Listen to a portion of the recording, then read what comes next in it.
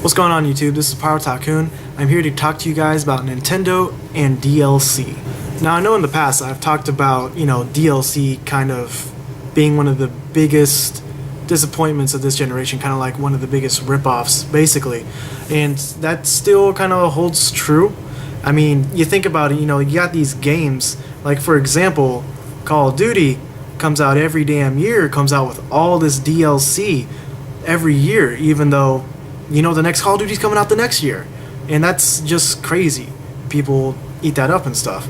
And of course, there's other games that don't come out as frequently, but like every 2 years or so, I'd say some of these other games come out, all these DLC packs.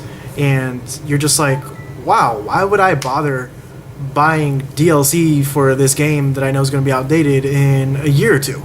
But I think Nintendo could pull it off differently, because first and foremost, one of the big things about Nintendo is most of their game franchises are just like one game per system, like one game per generation. There's obviously exceptions, but for the most part, that's how it is. Like, there's only one Fire Emblem game on the Wii, there's only like one Smash Bros. And one Mario Kart. And of course, you think of DLC for Nintendo, those are the two things that come to your mind.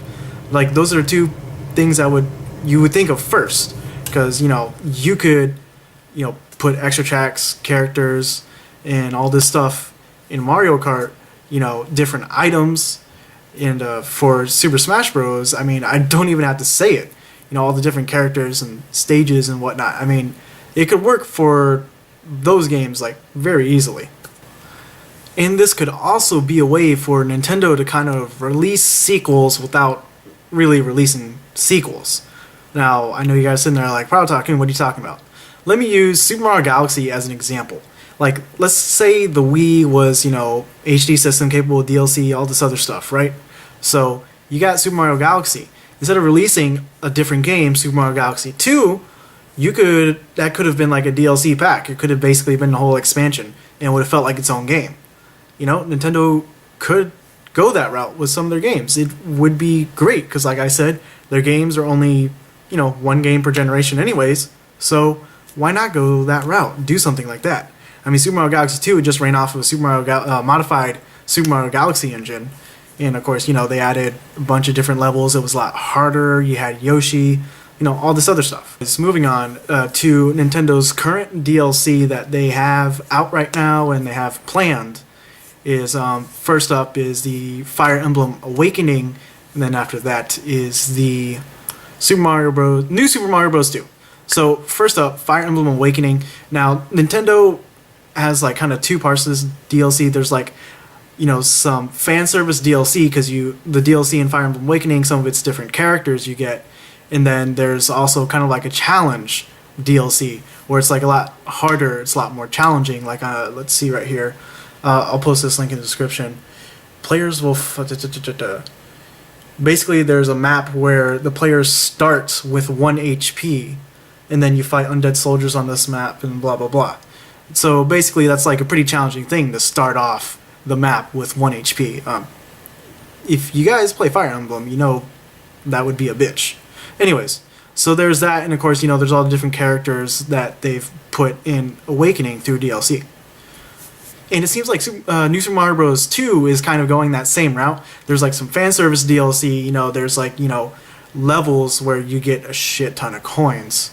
And then there's also another set of DLC that's going to have challenging levels. Now, all of Nintendo's DLC, it's right now in like very small portions at very small prices. I almost feel like they're kind of like testing the waters with this DLC. Instead of just going your balls to the wall, $15, $20, and here's like this whole expansion, it's just, a couple things here and there for very low prices. I mean, you guys can say what you want. I think they're playing it safe, just testing the waters with this DLC. But so far, Fire Emblem Awakening's DLC has done pretty well.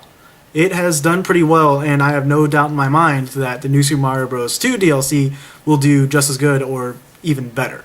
So DLC looks like it could be a mainstream thing for Nintendo now. It looks like they could just be adding it on to their other games now, because they're starting to realize we can make some serious money off of this shit. So like I said earlier, Nintendo's kind of playing it safe right now, and it's not a bad move on their part. Hopefully they continue to make some smart moves with the DLC.